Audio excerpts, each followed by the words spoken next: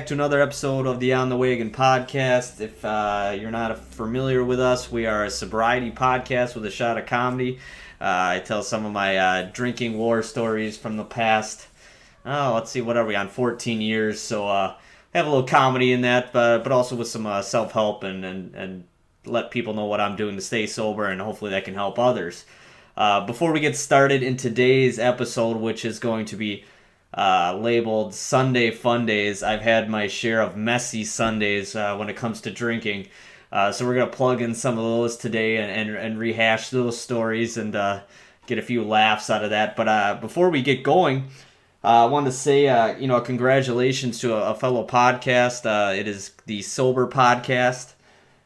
They reached their 1,000th episode today. So what the Sober Podcast does, is they record, AA speaker meetings all over the country, all over the world, actually. And it's been a huge help in my recovery. I've listened to it every day since I've been sober. So I'm on an awesome path with that. I think I'm at, 112 days now sober. Excellent podcast. So, even if you're not on the drinking problem but want to listen to what a speaking session is or a speaker meeting is, go ahead and download that podcast. It's pretty cool. Usually they do like a first 10-minute speaker where they'll recap their story, and then they'll have a main speaker for about 30 to 40 minutes who will also go over more of their story in depth. But today, let's dive into my own story, the Sunday Fundays. We are going to start with a Sunday where we have a local restaurant in town right on the water. Started out as every summer Sunday, went out the night before. So if all these stories always start with the night before drinking. So, I'd get up, take a shower, not feel that well, kind of hungry, kind of not, but we'd always try to go out and get some lunch, and then that turned into more drinking. Today, so for this day, we sat out on the river walk, had a bunch of, I think I was drinking Leinenkugel's grapefruit shandies, I think they were, and one thing led to another. A couple friends joined, a couple were out the night before, a couple weren't. Had a lot of stories. Before you know it, this huge storm comes rolling in, right? Just, you could see it coming on the water. We're like, holy crap, like laughing, kind of waiting till the last second to go inside before the storm hits. But that didn't deter us for our drinking. We kept drinking inside, and now we're rolling up on dinner time. Sunday dinner time about 5 p.m. Being pretty loud, and some cuss words are getting thrown around, but just a bar talk, I should say. After that, we decided to go to another bar, where one of our big hangouts where they have extracurricular activities on Sundays, like volleyball league, and darts, all kinds of stuff. Meet up with some girls that are out, friends of our girlfriends, and so now the pitchers of mimosas start getting. So we're talking pitchers of mimosas. So one of my buddies is spending quite a bit of money on this, and now we're all pretty drunk and pretty hammered. Three of us stay out, right? My girlfriend goes home to deal with some things, and I'm like, I'm staying out with my two other drinking buddies here for the day. So we stay at that bar for a while. Then we go to a really dive bar, which I never go in. We rarely ever go to, and that where it gets there's only a few guys in there drinking. We're starting to be real obnoxious in there. I don't remember much from this at all, but we end up finishing out there. Walk back down on Main Street then. At this time, I don't think we were kicked out of the bar, but there was darts being thrown around, just some, crude behavior. We're probably talking about 8:30, 9 o'clock here. Go back to the other bar, get mixed up with some kid, buy him a meal, buy him a drink, don't really know what happened there. One of the guys leaves and goes home. The other one, we go to another bar. Now we're talking 10:30. He leaves, and now I'm stuck, and I am extremely intoxicated. Phone, don't remember anything. Walk home from there, which is a good 2 to 3 mile walk home. Get home, it's not well at all. It's probably 1 in the morning. Something happened on the family side with my girlfriend, so she's like, it's not a good situation because here I'm extremely intoxicated. Fell down the stairs, getting upstairs. I sleep in the spare bedroom. I actually end up getting sick, which very rarely does. So that I got to clean up. So it's just a not a good Sunday to start. But again, just the drinking, the continuous drinking, the not eating. I didn't eat all day again, and that's a part of this disease. You gravitate to this allergy, and you just want more and more and more of it. Brutal hangover the next day. I'm pretty sure I didn't go to work that day. On Monday, I should say. The next Sunday I want to talk about was a Sunday where I usually played softball on Wednesday nights, right? So then they have the city tournament that comes about where you start playing, multiple nights a week. Well, we had went out on Saturday. I decided to go have a few drinks before the game. I think we played at 4:30 in the afternoon. I sat out at a local bar, my favorite spot, who has a tiki bar, sit outside, which also has the volleyball.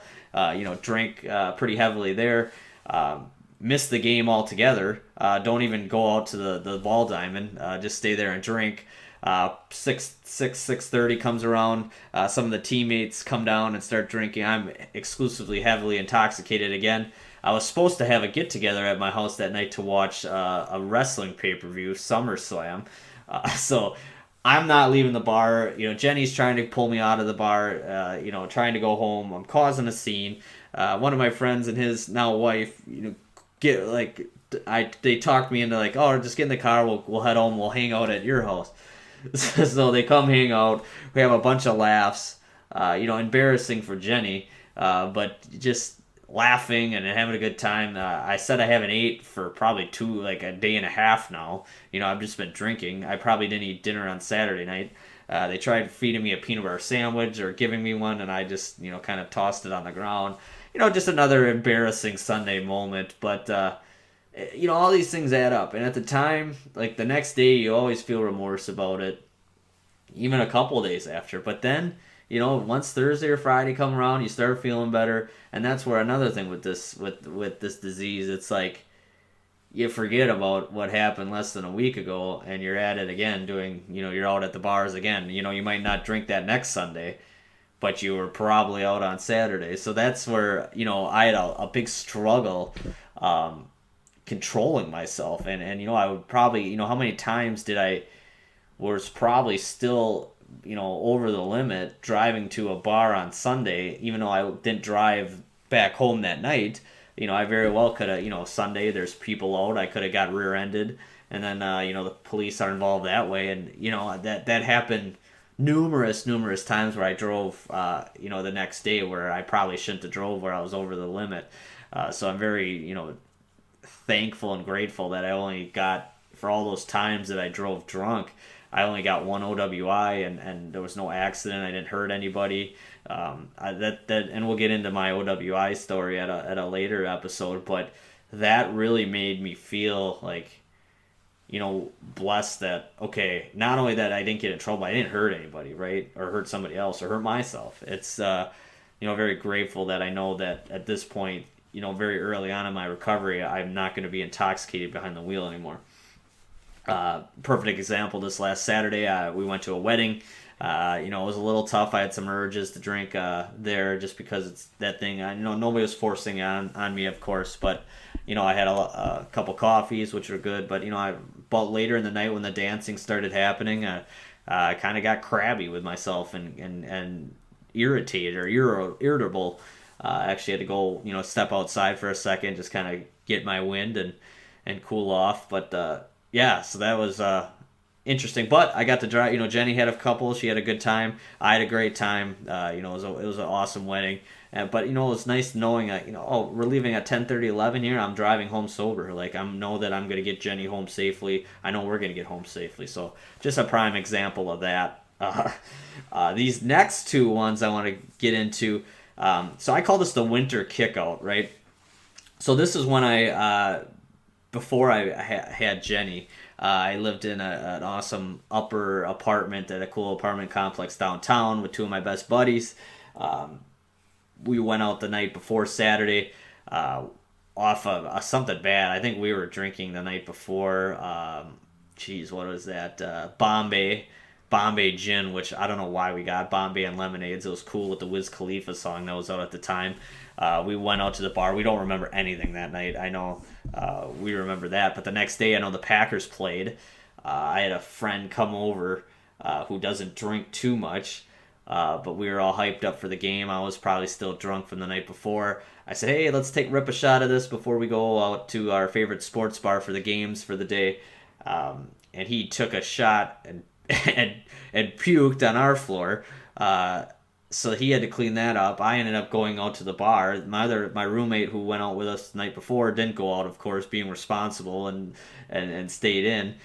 So that day was kind of a weird day. So went out for the Packer game. A couple of my family members came out for it. Casual drinking, but they knew I was out the night before. Ate some lunch there, I remember, but then they left, and I declined a ride home, which is always the biggest issue. After the Packer game, it's 2:33. Now I'm declining a ride home to my apartment. I always just say, well, I'll just walk home. It'll be good for me. That was always a good excuse when I was out, like, okay, I'll just walk home. So I ended up staying there till probably, I don't know, 5 or 6 o'clock. So this was winter time if you're in Wisconsin. It was sunny out that day, but very cold. Started mingling with another couple that was from, I don't know, outside of Oshkosh. But I don't really remember talking to them what it was about, but they're like, oh, let's go to another bar, but let's go to more of a towny bar. So I'm like, sure, I'll hop in the car, I'll show you, or hop in their truck. No idea who these people are. I'll show you one. It's not really out of town, but we call it a towny bar. So it's kind of off one of our main streets, but it's like a lot of bars in Wisconsin are out of houses. Like there's houses, they're built like houses, or they were a house at one time, and they gutted it out, and now it's a bar. So that's one of these bars that we go to. So now it's nighttime, right? Don't really remember what happened there. These people kind of know me at this bar, but kind of don't. They know I can get out of control at some points. The bartenders, that is. But at this bar, the bartenders are usually very drunk and intoxicated as it is anyways. Had a decent crowd in there from the Sunday games. Now we're crawling up to Sunday night football already. So now we're talking a lot of drinking. We're talking almost, 7 hours of drinking. And I drank the night before and probably stayed out till bar close. So now we're on 5 hours sleep, a lot of alcohol. This didn't start to go well. So now I knew some people at this bar. I was continuing to be served, of course. That's one thing I could say about Wisconsin. I've only personally known being cut off a couple times in my entire drinking career.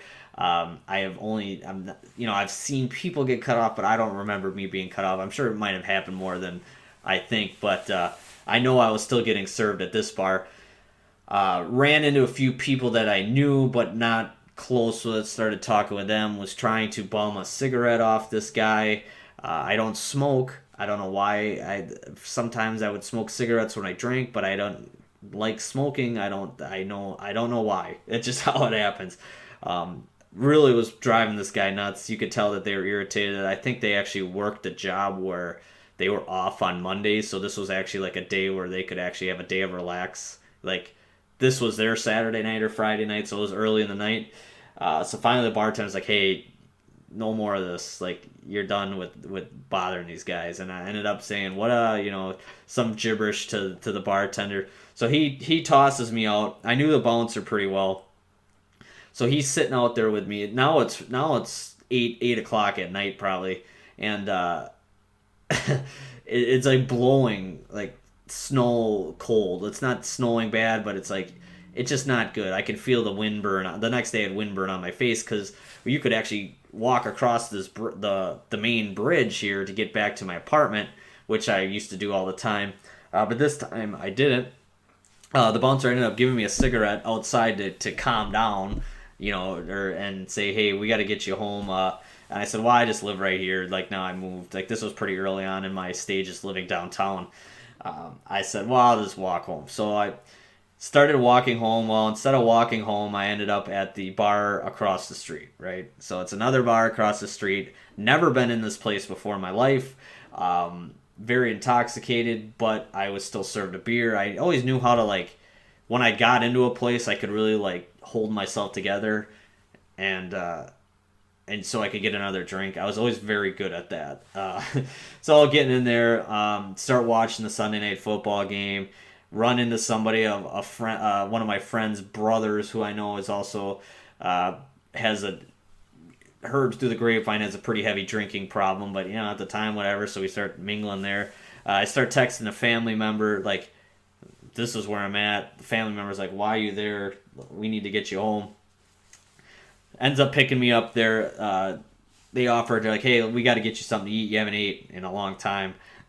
take me to Perkins, right? Well, this was a mistake. I know they were trying to do right, but I was so intoxicated, so drunk, and I always use the term talking stupid when I drink. That's what I was doing. Sit down. I recognized somebody that was doing schoolwork at Perkins. Was loud to them, didn't say anything bad, but you could tell, like, just embarrassing, like when you think about it now, like, being really loud. There was people in there, it's Sunday night, a lot of people that are traveling back home, or truck drivers, or, whatever. So then I order this burger, a big burger, whatever. Don't take, like, 2 bites of it, because, like, when I'm drunk, really, really drunk, like on a bender, I don't want to eat. It's different than college drunk, I should say. When we were drinking in college, there was nothing better than pizza at 2:30. Like, you ate that food, and I think that's why you didn't get such bad hangovers the next day. But when I was on my binges or benders, I would not eat, and I didn't want to eat. I didn't feel like eating. I wanted to drink till I passed out. So we're on the way out, right? They box up my food. They're gonna take me back to the apartment. See this heavy set guy, white beard. Of course, I proceed to call him Santa Claus, and my family members like, "What are you doing?" Like, and they're like dragging me out of this place now. So it's like 8:30, 9 o'clock on a Sunday night. Finally get back to my apartment. The one thing I could say though is, my family has been upset with me on a lot of occasions, but I can tell you one thing: they never gave up on me. They never, like, they were really good about it. Like, they always checked in the next day and said, you were way out of control last night, but we need to figure this out. There was always, like, things like that where I wish sometimes I would have wished, at some point, like, really put the axe down on it. But that, I wasn't a grown adult. Like, I'm talking 26 years old here. Like, this is ridiculous that my family members had to go pick me up from a local bar on a Sunday night. So, I never, this was me. This was on me with everything. So that was that night. I call that the winter kickout night. My final one I'm gonna do today was a summer Sunday.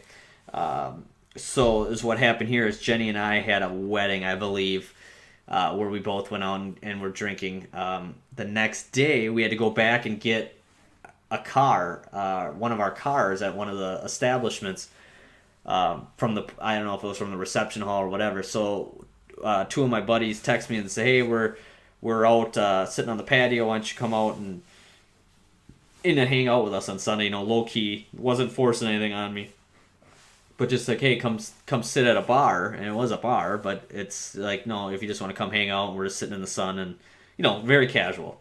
Well, Jenny's like, that's a bad idea. Don't do that. Like, let's just go home.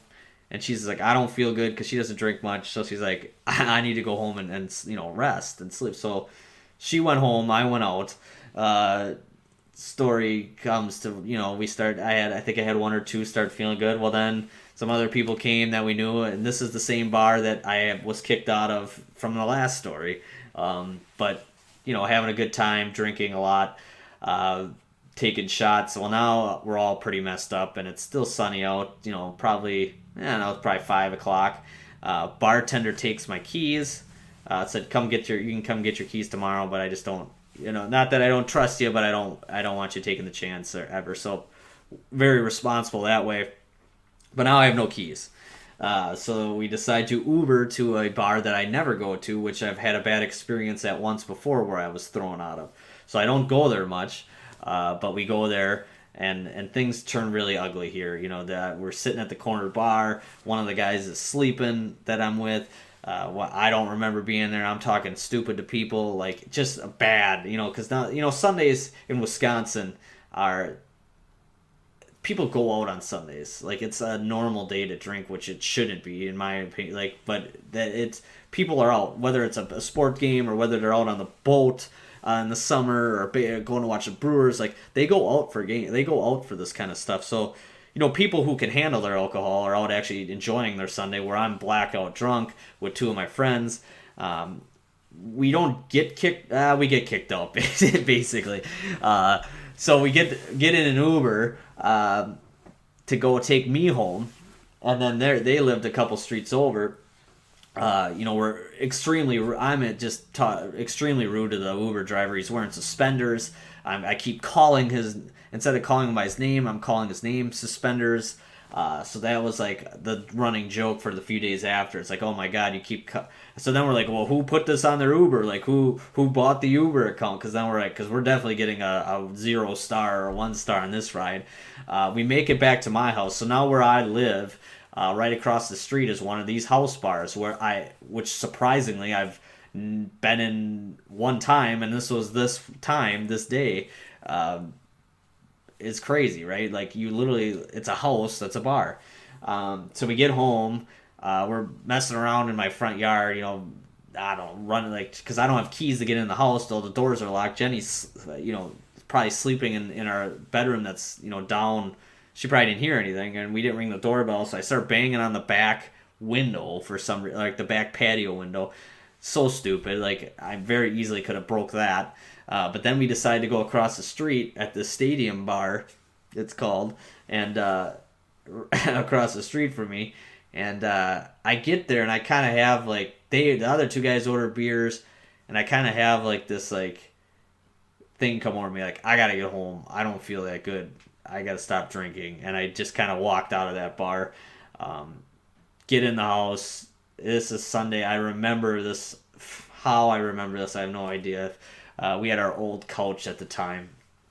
I can remember it still being light out and me just passing out on the couch with all my clothes on, all my shoes on, but like 1 foot hanging off the couch on the table, and like I remember, so like just pass out. Remember waking up at about 1 a.m. Felt extremely sick at the time, like because I was just this is 2 more nights of full drinking. I remember laying on the bed or the bathroom floor, like after I threw up because I felt so bad, like just so sick. Like when you're really hungover, you get those sweats, and your body is trying to get rid of this poison, trying anyway, whether it's peeing a lot or getting sick or sweating. It's just unbearable. I can't believe how many times that I did that. Hundreds and hundreds of horrible hangovers. But that's another thing. It all goes back to this disease. You did it because you love that feeling. You love that you had that allergy of getting more alcohol. So that next day was miserable, I remember. But yeah, it's just when you go back and look how good I'm feeling now, and like to do that to your body, and with that. It is a poison. Alcohol is a poison to your body. It wants to reject it. It wants to get rid of it. Can't believe with those feelings. But yeah, some funny times. Times that I like to reflect on when I think about my drinking past. Like I said, the throwing out of the bars a couple times. Like, so grateful that I didn't get a arresting. Like I said, out of all these times that. Could have been caught for public intoxication or who knows when you're in a blackout stage, to really only have one thing on your record is kind of a miracle. So that's how I look at it, saying, okay, I was blessed to be in this spot and nothing extremely bad happened to me, criminal wise or to physically somebody else. So those are my Sundays, the 4. I thought a lot about them this week, and I wanted to say it out loud, and now I have living those experiences have they've grown me as a person. How, these last 3.5 months now, like I can see the issues. I can see the things building up that I was on a bad path and still on that path at 32 years old, which, that path, some of these Sundays might not seem like, oh, you got drunk on a Sunday, big deal. Or you drank 2 straight days in a row, big deal. Well, yeah, I think it's not okay, but for in this state, at 21 to 23, that's not that out of the, that's pretty, not that unusual, I should say. I did a post on my Instagram. If you haven't followed us on Instagram or me on Instagram, the podcast, I posted a back-to-back picture. I follow this like celebrity, or it's not celebrity, sober rock stars it's called, and people kind of show a picture of when they were, drinking or using to what they look like today when they're sober. And the picture I took was actually from my OWI night, which was, let's see, it was now 9 years ago. So I was younger looking, but you could just see how, I had, a chunkier face. You didn't look healthy.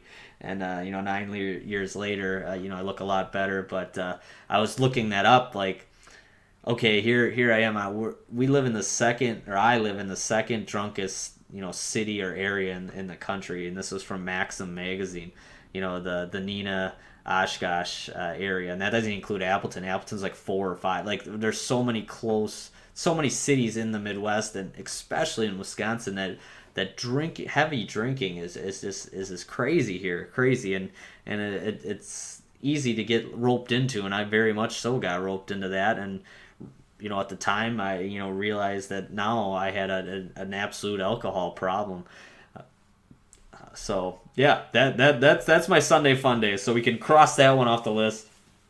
The 4 big ones for me that I remember. There's so many of them that I probably don't even remember, or that bring back to me. So the next few episodes, we're working on some cool interviews with other people that have reached out to me on Instagram that want to tell their stories from all across the country, which I think is awesome.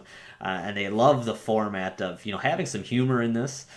So we're going to do that. We're going to do some personal stuff. I'm going to kind of talk about how I'm fighting urges, how I had to kind of a life of the party expectation after 21, where everybody was like, where are you this, where this? Like, I always felt that I might have to be drinking more than others, so I'm going to talk about that a little bit. We're going to have Jenny on the podcast of like living with an alcoholic or a person with a very heavy drinking problem.